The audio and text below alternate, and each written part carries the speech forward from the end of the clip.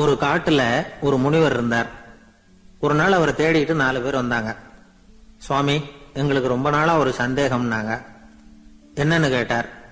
இந்த உலகத்துல எவ்வளவோ காரியங்கள் நடக்குது, எது நியாயம் எது அநியாயம் அப்படின்னு புரிஞ்சுக்க முடியலன்னாங்க. அது யாராலையும் புரிஞ்சுக்க முடியாதுன்னார் முனிவர்.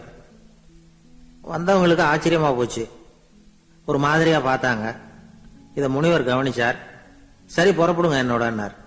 எங்கன்னு கேட்டாங்க. இப்போ உங்க 4 பேரையும் ஒரு புஷ்பக விமானத்துல அழைச்சிட்டு போறேன். இந்த உலகத்துல சர்வசாதாரணமா நடக்கக்கூடிய ஒரு காட்சியை உங்களுக்கு காட்ட போறேன். நீங்க பார்க்க போற அந்த காட்சி நியாயமா அநியாயமா அப்படிங்கறத என்கிட்ட சொல்லணும். நீங்க சரியான பதில் சொன்னா புஷ்பக விமானத்துல தொடர்ந்து பிரயாணம் பண்ணலாம். தவறான பதில் சொன்னா இந்த புஷ்பக விமானம் உங்களை கீழே தள்ளி விட்டுரும் அப்படின்னார். 4 பேருக்கும் பயம்தான். இருந்தாலும் முனிவர் கூப்பிடுறாரு அப்படின்னு சொல்லி புறப்பட்டாங்க. அவங்க எல்லாரும் புறப்பட்டு ஒரு காட்டு வழியா போயிட்டு இருக்கிறாங்க புஷ்பக விமானத்துல. அங்க நடக்கிற ஒரு காட்சியை காட்டுறார் முனிவர். அதோ அங்க பாருங்கன்னார். அந்த விமானத்துல இருந்தபடியே எல்லாரும் கீழே குனிஞ்சு பாக்குறாங்க. அங்க ஒரு தாய் புலி அப்பதான் குட்டி போட்டிருக்கு. குட்டிகளை ஈன்ற உடனே பசிக்கு இறை தேடி அந்த பக்கமா வருது. அதே நேரம் ஒரு தாய் மான், அதுவும் அப்பதான் குட்டி போட்டிருக்கு. அதுவும் இதே மாதிரி குட்டிகளை ஈன்ற உடனே பசிக்கு இறை தேடி அந்த பக்கமா வருது. இப்ப அந்த புலி அந்த மானை அடிச்சு போட்டுடுது. அதுவும் சாப்பிடுது, குட்டிகளுக்கும் கொடுக்குது. இப்போ அந்த புலி குட்டிகள் முகத்துல மகிழ்ச்சி, தாயை இழந்த அந்த மான் குட்டிகள் முகத்துல துக்கம். இப்போ அந்த முனிவர் 4 பேர்கிட்டையும் கேட்கிறார், நீங்க இங்க பாத்தீங்களே, இதுல எது நியாயம் எது அநியாயம்? ஒவ்வொருத்தரா சொல்லுங்க. உங்க பதில் சரியில்லைன்னா இந்த விமானம் உங்களை கீழே தள்ளி விட்டுரும். சொல்லுங்க பார்க்கலாம்னார். முதல்ல ஒருத்தன் சொன்னான், அந்த புலி செஞ்சது சரிதாங்க. அது பசிக்கு அதுதான் ஆகாரம். தன்னுடைய பசிக்கு தானே இறை தேடிக்கிட்டுது. அதுல என்ன தப்பு? அவ்வளவுதான். அதனால புலி செஞ்சது நியாயம்தான் அப்படின்னா. அவ்வளவுதான். அந்த விமானம் அவனை அப்படியே கீழே தள்ளி விட்டுட்டுது. அதனால அவன் கொடுத்த பதில் சரியில்லை அப்படிங்கிறது புரிஞ்சு போச்சு. இப்ப 2வது ஆளு சொன்னான், புலி செஞ்சது பாவம். அந்த தாய்மான் என்ன தப்பு பண்ணிச்சு? இப்ப அந்த குட்டிகளுக்கு யாரு ஆதரவு? அதனால புலி செஞ்சது அநியாயம் அப்படின்னா. அவ்வளவுதான். அவனையும் கீழே தள்ளி விட்டுடுது அந்த விமானம். இந்த பதிலும் சரியில்லை அப்படின்னு ஆயிட்டுது. இப்ப 3வது ஆள் வந்தான். முதல்ல 2 பேரு கீழே விழுந்ததை பார்த்துக்கிட்டு இருந்தான். அதனால அவன் சொன்னான், ரெண்டுமே நியாயம்தாங்க.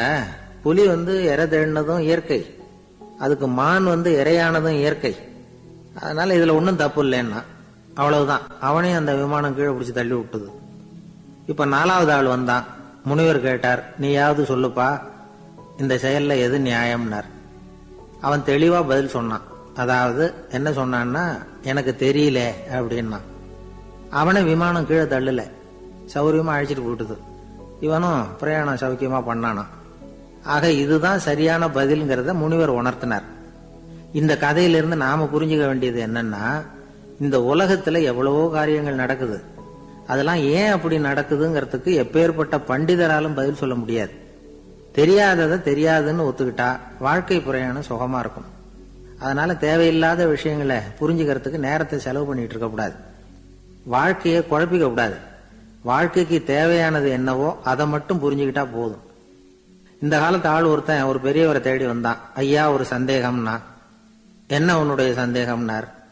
பகுத்தறிவுன்னா என்ன, விதின்னா என்ன அப்படின்னு கேட்டான். இதுக்கு அவரு, இப்ப உன்னுடைய வலது கால தூக்குன்னார். தூக்கணும். சரி, இப்ப உன்னுடைய வலது கால கீழே இறக்காம உன்னுடைய இடது காலையும் தூக்குன்னார். தூக்கணும். பொத்துன்னு கீழே விழுந்துட்டான். பெரியவர் சொன்னார், உன்னால ஒரு காலை தூக்க முடிஞ்சது, அதுதான் பகுத்தறிவு. 2 கால்களையும் ஒரே சமயத்துல தூக்குனா அடிபடும், அப்படிங்கிறது தான் விதி அப்படின்னு விளக்கம் கொடுத்தார். இவன் தன்னுடைய விதியை நொந்துகிட்டே இடுப்பை பிடிச்சுக்கிட்டு அங்கிருந்து நடந்து போயிட்டானான். ஒரு ஊர்ல ஒரு கோயில் இருந்தது. ரொம்ப பழைய கோயில். உள்ள போறதுக்கே பயமா இருக்கும். எந்த நேரத்துல இடிஞ்சு விழுந்துருமோ அப்படிங்கிற பயம். அப்படி இருந்ததுனால யாரும் துணிஞ்சு சாமி கும்பிடுறதுக்கு அங்க போறதில்ல. கோயிலுக்கு வர்ற கூட்டம் கொஞ்சம் கொஞ்சமா குறைய ஆரம்பிச்சுட்டுது. கோயில் நிர்வாகிகள் எல்லாரும் கூடி உட்காந்து பேசினாங்க. என்ன பண்ணலாம்னு யோசனை பண்ணாங்க. எந்த இடம் மோசமா இருக்கோ அந்த இடத்த பழுது பார்த்தாங்க. அங்க எங்க வர்ணத்தை பூசி கொஞ்சம் அழகுபடுத்தி பார்த்தாங்க. ஏதோ இந்த ஊர்ல கோயில்னு ஒண்ணு இருக்கு, அது மக்களுக்கு தெரியணும் அப்படிங்கிறதுக்காகத்தான் இப்படிலாம் பண்ணாங்க. இருந்தாலும் கோவில் இருக்கிற நிலைமை மக்களுக்கு தெரியும், அதனால அங்க வர்றது குறைச்சிக்கிட்டாங்க அவங்க. ஒரு கட்டத்துல யாருமே வர்றதில்ல, நிலைமை அந்த அளவுக்கு ஆயிட்டுது. மறுபடியும் கோவில் நிர்வாகிகள் கூட்டம் நடந்தது. இந்த கூட்டம் கூட கோயிலுக்கு உள்ள நடக்கல, இடிஞ்சு விழுந்துருமோங்கிற பயம். அதனால வெளியில தான் உட்காந்து கூட்டத்தை நடத்தினாங்க. ஏன்னா உள்ள போறதுக்கு அவங்களுக்கும் துணிச்சல் கிடையாது, எந்த நேரமும் விழுந்துரும் போல இருந்தது. அது வழியா போறவங்க கூட வேகமா அந்த இடத்தை கடந்து போக ஆரம்பிச்சுட்டாங்க. கோவில் நிர்வாகிகள் வெளியில உட்காந்து கூட்டம் போட்டாங்க இல்லையா, அந்த கூட்டத்துல 4 தீர்மானங்களை நிறைவேற்றினாங்க. அது என்ன 4 தீர்மானம்னா, முதல் தீர்மானம், இந்த கோவிலை இடிப்பது அப்படிங்கிற முடிவை இந்த கமிட்டி மிகவும் வருத்தத்துடன் ஏற்றுக்கொள்ளுகிறது அப்படின்னு நிறைவேற்றினாங்க. இதுக்கு பதிலா இன்னொரு கோவிலை உடனடியாக கட்டி முடிச்சுடணுங்கிறது 2வது தீர்மானம். 3வது தீர்மானம் என்ன தெரியுமா, பழைய கோவிலின் கதவுகள், அதிலிருந்து பிரிச்சு எடுக்கிற செங்கல், இதையே புது கோவில் கட்டுவதற்கு பயன்படுத்தி கொள்ள வேண்டியது. பழைய கோவில் இருந்த மாதிரியே அதே வடிவத்தில் புது கோவிலையும் கட்ட வேண்டியது. பழைய கோவிலின் அஸ்திவாரத்தை அப்படியே வச்சுக்கிட்டு அதுக்கு மேல நாம கோயிலை கட்டிக்க வேண்டியது. இதுதான் 3வது தீர்மானம். இதையும் கமிட்டி முழு மனசோட ஏத்துக்கிட்டது. இது வரைக்கும் சரி. இப்ப அந்த கமிட்டி 4வதா ஒரு முக்கியமான தீர்மானத்தை கொண்டுகிட்டு வந்து அதையும் ஏகமனதா நிறைவேற்றி விட்டது. அது என்ன தீர்மானம்னா, புதிய கோவில் கட்டி முடிக்கிற வரைக்கும் பழைய கோவிலை இடிக்கிறதில்லை அப்படிங்கிற தீர்மானம். எப்படி இருக்குது பாருங்க இது. பழசை இடிக்காத வரையில அதே இடத்துல புதுசா எப்படி கட்ட முடியும்? பல விஷயங்கள்ல நாம நடந்துகிற முறையும் இப்படிதான் இருக்குதான். வாழ்க்கையில முன்னேறணும்னு ஆசைப்படுவோம், அதே நேரத்துல அந்த முன்னேற்றத்துக்கு எது தடையா இருக்கோ அதை விட்டுடுறதுக்கும் மனசு வராது. ஒரு ரயில் வேகமா போயிட்டு இருக்கு, அது ஒரு ரயில்வே ஸ்டேஷன்ல கொஞ்ச நேரம் நின்னுது. அப்போ அதுல ஒரு ஆள் ஏறினார், தலையில ஒரு மூட்டையை வச்சிருந்தார். மூட்டையை தலையில சுமந்துகிட்டே உள்ள வந்தாரு. மூட்டையை தலையில சுமந்துகிட்டே ஒரு இடத்துல உட்கார்ந்தார். ரயில் மறுபடியும் புறப்பட்டது. இவர் தன் தலையில இருந்த மூட்டையை கீழே இறக்கி வைக்கணும்ல, வைக்கல, சுமந்துகிட்டே வர்றார். எதிரில் உட்கார்ந்து இருந்தவர் கேட்டார், ஏங்க ஏன் இப்படியே உட்கார்ந்து இருக்கிறீங்க, தலையில மூட்டையை வச்சுக்கிட்டு, மூட்டையை கீழே இறக்கி வைக்கலாமே அப்படின்னார். வேணாங்க, பாவம், தலையில இருக்கிற மூட்டையை இறக்கி ரயில்ல வச்சா ரயிலுக்கு பாரம் அதிகமா இருக்கும் அப்படின்னார் அவரு. இப்படி ஒரு ஆளை பார்த்தா நமக்கு சிரிப்பு தான் வரும். ஏன்னா ரயில்ங்கிறது அந்த மூட்டையையும் சேர்த்து சுமந்துக்கிட்டு தான் போகுது. அவன் அந்த மூட்டையை தலையில வச்சிருந்தாலும் ஒண்ணுதான், தரையில வச்சிருந்தாலும் ஒண்ணுதான். அதனால ரயிலுக்கு எந்த மாற்ற அழுகையை நிறுத்தினா சிரிக்க ஆரம்பிச்சுட்டான். இதே இடத்த நான் வந்து மன்னர்கிட்ட இருந்து விலைக்கு வாங்குவேன், இதை விட அழகான மாளிகையை கட்டுவேன் அப்படின்னு சுத்தி நின்ன எல்லார்கிட்டையும் சொல்லிட்டு இருந்தான். இந்த சமயத்துல அவனோட இளைய மகன் ஓடி வந்தான். அப்பா, அண்ணன் சொன்னதெல்லாம் சரிதான், மன்னர்கிட்ட விலை பேசினதெல்லாம் உண்மைதான், ஆனா வித்தது பேச்சு அளவுல தான். இனிமேதான் பத்திரம் வாங்கணும், எழுதணும், நீங்க கையெழுத்து போடணும், பதிவு பண்ணணும், மன்னர்கிட்ட பணம் வாங்கணும், அதுக்காகத்தான் உங்களை எதிர்பார்த்துக்கிட்டு இருந்தோம், அதுக்குள்ள இப்படி ஆயிட்டுதுன்னா. இப்ப சிரிச்சுக்கிட்டு இருந்தவன் சிரிப்பை நிறுத்தினான், மறுபடியும் குழந்தை மாதிரி அழ ஆரம்பிச்சுட்டான். இது ஒரு சம்பவம். இதுல இருந்து என்ன தெரியுது, அந்த அழகான மாளிகை தன்னுடையது அப்படின்னு நினைக்கும் பொழுது அவனுக்கு அழுகை வந்தது. அது தன்னுடையது இல்லை அப்படின்னு நினைக்கிற போது சிரிப்பு வந்தது. மறுபடியும் அது தன்னுடையதுதான் அப்படிங்கிற உணர்வு வரும்பொழுது அழுகை. எது எதிலிருந்து நீ நீங்கி இருக்கிறாயோ அது அதிலிருந்து உனக்கு துன்பம் இல்லை அப்படிங்கிறார் திருவள்ளுவர். இந்த உடம்பு என்னுடையதில்லை அப்படிங்கிற உணர்வு வந்துட்டா அது ஒரு பெரிய நிலை. இன்னைக்கு 104 வருஷத்துக்கு முன்னாடி இதே நேரம் என்ன நடந்தது? 104 வருஷத்துக்கு முன்னாடி போடுவோம், இதே தேதி, இதே மாசம், இதே நாள். என்ன இந்த நேரம் இவர் விவேகானந்தர் என்ன பண்ணிட்டு இருக்காருன்னா, தரையில ஒரு விரிச்ச படுக்கையில படுத்திருக்கிறார். ஒரு சீடர் அவர் தலைக்கு விசிறியால விசிறிட்டு இருக்கிறார். அதாவது அதுதான் அவருடைய வாழ்க்கையினுடைய கடைசி நாள். அன்னைக்கு என்ன நடந்திருக்குன்னா, காலையில விடிய காலம் எழுந்திருச்சு அந்த பூஜை அறைக்குள்ள போனாராம். தன்னுடைய பூஜை அறைக்குள்ள போய் கதவு ஜன்னல்லாம் சாத்திக்கிட்டார். 3 மணி நேரம் தியானத்துல இருந்திருக்கிறார். தியானத்துல இருந்துட்டு அதுக்கப்புறம் வந்து வெளியில ஒரு வாக்கிங், ஒரு கொஞ்ச தூரம் அப்படி தோட்டத்துல உலாவி விட்டு வந்திருக்கிறாரு. வழக்கமா வந்து அவர் எப்போதும் தனியா தான் உட்கார்ந்து சாப்பிடுறதா அந்த பூஜை அறையில எப்போதும். அன்னைக்குன்னு பார்த்து அந்த ராமகிருஷ்ணருடைய சீடர்கள் தன்னுடைய சீடர்கள் எல்லாரையும் கூப்பிட்டு வச்சுக்கிட்டு அந்த சீடர்களோட சேர்ந்து சாப்பிட்டு இருக்கிறாரு அன்னைக்கு காலையில. இதெல்லாம் கொஞ்சம் வித்தியாசமா நடந்திருக்கு அன்னைக்கு. அதுக்கு பிறகு மத்தியானம் 1 மணில இருந்து 4 மணி வரைக்கும் இந்த வடமொழி பிரம்மச்சாரிகளுக்கு வந்து வடமொழியில இலக்கண பாடம் நடத்தி இருக்கிறாரு. மத்தியானம் 1 மணில இருந்து 4 மணி வரைக்கும் அதெல்லாம் ஒழுங்கா நடந்திருக்குது. அதுக்கப்புறம் சாயந்தரம் பூஜைக்கு மணி அடிச்சிருக்கிறாங்க. மணி அடிச்ச உடனே கிடுகிடுன்னு உள்ள போயிருக்கிறாரு. போய் அங்க தியானம் 1 மணி நேரம் தியானம் பண்ணிருக்கிறாரு.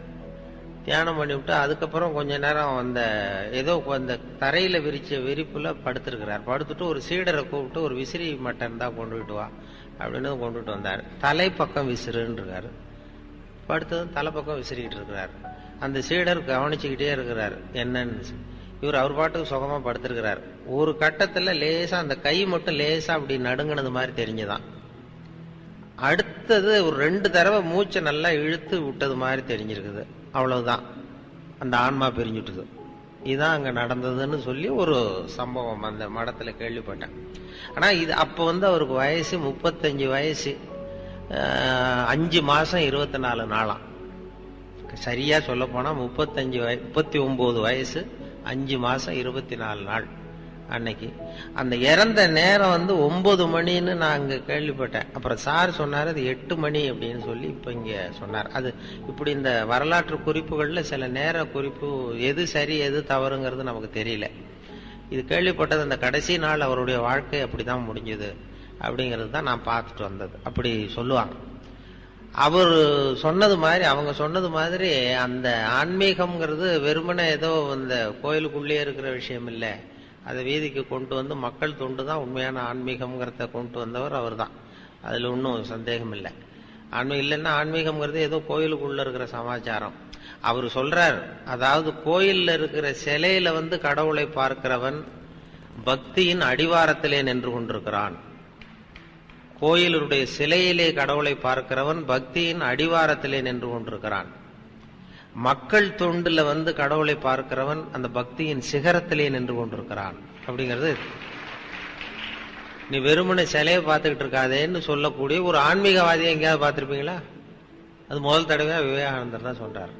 அதாவது ஆண்டவனை உச்சரிக்கிற உதடுகளை விட அடுத்தவருக்கு உதவி செய்கிற கரங்கள் மேலானவை. அதுதான் அவருடைய கருத்து. ஆண்டவனை உச்சரிக்கிற உதடுகளை விட அடுத்தவருக்கு உதவி செய்கிற கரங்கள் மேலானவை.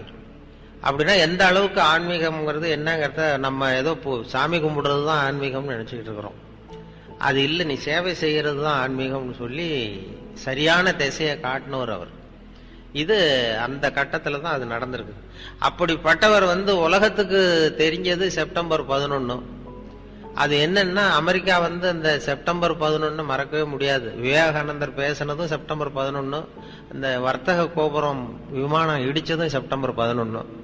அதுக்கப்புறம் 100 வருஷம் கழிச்சு இது நடந்த ஒரு அதிர்ச்சி. இது ஒரு துன்ப அதிர்ச்சி, அது ஒரு இன்ப அதிர்ச்சி. அன்னைக்கு விவேகானந்தர் பேசினது.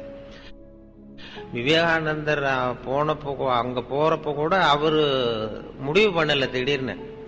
அதாவது வெளிநாட்டுல சர்வமத மகாசபை கூட்டம் நடக்குது சிகாகோவில். அதுக்கு போகலாமா வேண்டாமாங்கிற ஒரு குழப்பம். போகலாம்னு நினைக்கிறாரு. அவருக்கு என்ன சந்தேகம்னா, நான் போறேன்னு என் மனசு நினைக்குது, இது வந்து என்னுடைய எண்ணமா அந்தராத்மாவனுடைய எண்ணமா, இது கடவுளுடைய சித்தமா இல்ல என்னுடைய ஆசையா அப்படிங்கறத புரிஞ்சுக்க முடியலையா. இப்ப நமக்கெல்லாம் ஒரு ஆசை வந்ததுன்னா இது நம்ம ஆசையா கடவுளுடைய சித்தமா இது அப்படின்லாம் நினைச்சுட்டு இருக்க மாட்டோம். ஏதோ அவருக்கு வந்து இந்த வெளிநாடு போகணுங்கிற எண்ணமே இது நானா நினைக்கிறேனா இல்ல ஆண்டவன் வந்து நினைக்க வைக்கிறானா அப்படிங்கிற அந்த குழப்பத்துலதான் கொஞ்ச நாள் இருக்கிறாரு. அதுக்கு பிறகு அந்த குழப்பத்திலே ஒரு நாள் கனவு கண்டாரா. கனவுல குருதேவர் ராமகிருஷ்ணர் கடல்ல போய் இறங்குறது மாதிரி தெரிஞ்சிருக்கு. கரையில இருந்து கடல்ல போய் இறங்கி அங்க போய் நின்றுகிட்டு வான்னு கூப்பிட்டாராம் அவரை. இவர் உடனே இறங்கி போனதும் அவர் கையை பிடிச்சு அழைச்சிட்டு போறது மாதிரி ஒரு கனவு. கடல் கடந்து போறதுக்கு ஏதோ குருதேவருடைய ஆசி இருக்குங்கிறத புரிஞ்சுக்கிட்டார். இந்த காலத்திலயும் ஒருத்தன் அது மாதிரி கொடை செருப்போட குதிரையில போய்கிட்டு இருந்தான். எதிரில் நடந்து வந்தவன், ஐயா உங்க கொடையை எனக்கு கொடுங்களேன்னு கேட்டான். உடனே அவன் குதிரையில இருந்து கீழே குதிச்சு அவனை சாட்டையால் அடிக்க ஆரம்பிச்சுட்டான். இன்னொருத்தர் அந்த வழியா வந்தவர் இதை பார்த்தார். ஏன்பா அவன் கேட்டான், உன்னால முடியலன்னா இல்லைன்னு சொல்லிட வேண்டியது தானே, அதுக்காக ஏன் இப்படி அவனை போட்டு அடிக்கிறேன்னு கேட்டார். உங்களுக்கு விவரம் புரியாது சார், காலம் ரொம்ப கெட்டு போச்சு. கேட்டதை கொடுத்தேன்னு வச்சுக்கோங்க, இந்த குதிரையே என்னோடது, அவன் திருடிக்கிட்டு போறான் அப்படின்னு என் பேர்ல புகார் கொடுக்க ஆரம்பிச்சிருவான் சார் அப்படின்னா. அது எப்படி அவ்வளவு உறுதியா சொல்றேன்னு கேட்டார் அவரு. ஏற்கனவே அது மாதிரி ஒருத்தன் பேர்ல புகார் கொடுத்துட்டு தான் இந்த குதிரையை நான் தள்ளிட்டு வந்துகிட்டு இருக்கிறேன் அப்படின்னா. ஒரு காட்டுல ஒரு நரி இருந்தது. ஒரு நாள் காலை நேரம் அது தன்னுடைய இருப்பிடத்திலிருந்து வெளியில வந்தது. கொஞ்ச தூரம் நடந்து வந்தது. அப்பதான் அது தன்னோட நிழலை கவனிச்சு பார்த்தது. பார்த்தா அது ரொம்ப நீளமா பெருசா இருக்குது. காலை நேரத்துல நிழல் அப்படித்தானே இருக்கும். ஆனா அந்த நரிக்கு அந்த விஷயம் தெரியல. தன்னுடைய நீண்ட பெரிய நிழலை பார்த்து ஆச்சரியப்பட்டது. ஆஹா, நாம இவ்வளவு பெருசாவா இருக்கிறோம் அப்படின்னா என்னுடைய காலை சாப்பாட்டுக்கு ஒரு யானை இல்லைன்னா ஒரு ஒட்டகம் கிடைச்சாதான் சரியா இருக்கும் போல இருக்கு அப்படின்னு முடிவு பண்ணிட்டுது. உடனே ஒரு யானை அல்லது ஒட்டகத்தை தேடி அலைஞ்சது, எங்க கிடைக்கும்னு. கிடைக்கவே இல்லை. மத்தியானம் 12 மணி ஆயிட்டுது. பசியோட அலையுது. இப்ப தன்னோட நிழலை பார்த்தது. அது மத்தியான நிழல் எப்படி இருக்கும், அது ரொம்பவும் குறுகி போய் தெரிஞ்சது.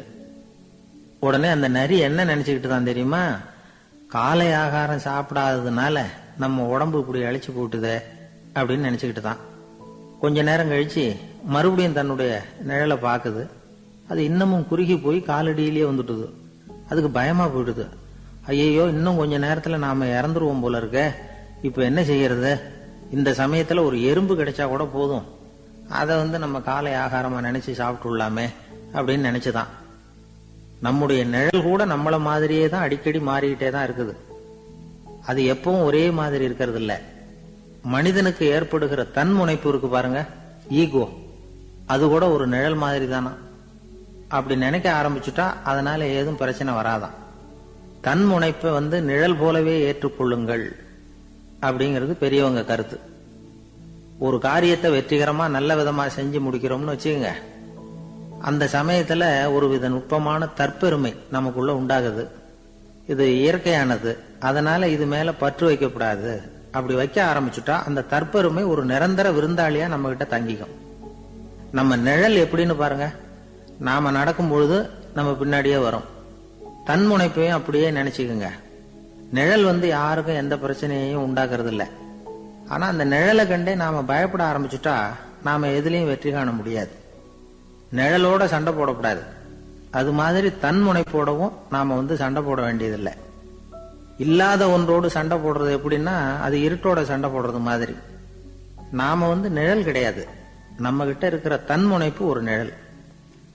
நம்ம நிழலையும் நமக்கு சமமா பாக்குறோம் பாருங்க, அங்கதான் சிக்கலே ஆரம்பம். இப்போ நாம நடந்து போய்கிட்டு இருக்கிறோம். நம்ம நிழல் தரையில விழுது. யாரோ ஒருத்தர் நம்ம நிழல் மேல காலை வச்சு நடந்து போறார். உடனே அவர்கிட்ட சண்டைக்கா போறோம், ஏண்டா என் நிழலை மிதிச்ச அப்படின்னு. நமக்கு தெரியும் அது நிழல் தாங்கிறது. அவர் உங்க மேல நடக்கல, உங்களுடைய நிழல் மேலதான் நடக்கிறார். அது மாதிரி உங்க தன்முனைப்பின் மேல யாராவது நடந்தா உங்களை அவமானப்படுத்துறதா நினைக்கிறீங்க. காரணம், நாமளும் நம்ம தன்முனைப்பும் ஒண்ணுங்கிற நினைப்பு தான் காரணம். மற்றபடி வேற ஒண்ணும் கிடையாது. நம்ம நிழல் மேல நடக்கிறவர் நம்மளை காயப்படுத்துறது இல்ல. தன்முனைப்பை வேண்டாத ஒன்னாவும் பார்க்க வேண்டியதில்லை. அது இயற்கை. நிழலை உங்க முன்னாடி வைக்க வேணாம், அது உங்க பின்னாடியே இருக்கட்டும். நிழலின் நிழலாகி விடாதீர்கள், நீங்கள் நீங்களாகவே இருங்கள். இதுதான் சான்றோர் சிந்தனை. ஒரு பேருந்துல ஒரே நெரிசல். ஒருத்தர் பக்கத்துல நின்றுகிட்டு இருந்தவர்கிட்ட ரொம்ப பணிவா விசாரிச்சார், ஏன் சார், நீங்க ஏதாவது பெரிய உத்தியோகத்துல இருக்கிறீங்களா அப்படின்னார். அப்படிலாம் ஒண்ணும் இல்லைங்கன்னார் அவரு. அப்படின்னா வேற ஏதாவது அரசியல்ல பெரிய பதவியில் இருக்கிறீங்களா அப்படின்னு கேட்டார். அதுவும் இல்லைங்கன்னார். சரி, பணமாவது அதிகமா வச்சிருக்கீங்களா அப்படின்னு கேட்டார். அப்படிலாம் ஒண்ணும் கிடையாது சார்னார் அவரு. அப்புறம் எதுக்குடா என் காலை மிதிச்சுக்கிட்டு இருக்கிற, எடுறா காலை அப்படின்னாராம் இவர். இன்றைக்கு பல பேர் உயில் எழுதி வைக்கிறாங்கல்ல. இந்த உயில்னா என்ன? அதாவது ஒரு நபர் தனக்கு பின்னாடி தன்னுடைய சொத்துக்கள் யாருக்கு போய் சேரணும்னு நினைக்கிறாரோ அந்த நினைப்பை சட்டப்படி உறுதிப்படுத்துறது தான் உயில். சரி, உயில யாரு எழுதலாம்? 18 வயசு பூர்த்தியான யாரும் உயில் மூலமா சொத்துக்களை விநியோகிக்கலாம். கண் பார்வை இல்லாதவங்க, காது கேளாதவங்க, வாய் பேச முடியாதவங்க, இவங்கெல்லாம் கூட உயில் எழுதி வைக்கலாம். புத்தி சுவாதீனம் இல்லாதவங்க கூட சில சமயம் புத்தி தெளிவா இருந்தா உயில் எழுதலாமா. குடிபோதையில் இருக்கிறவங்க, தாங்கள் என்ன செய்யறோங்கிறது தெளிவா அறிய முடியாதவங்க, நோய் நொடியில் இருக்கிறவங்க, இவங்க எல்லாம் உயில் எழுத முடியாது. ஒருத்தரை நிர்பந்தப்படுத்தி ஏமாத்தி அல்லது சுய நினைவில்லாத ஒருத்தர்கிட்ட எழுதி வாங்கி வைக்கிற உயில் செல்லாது. உயிலை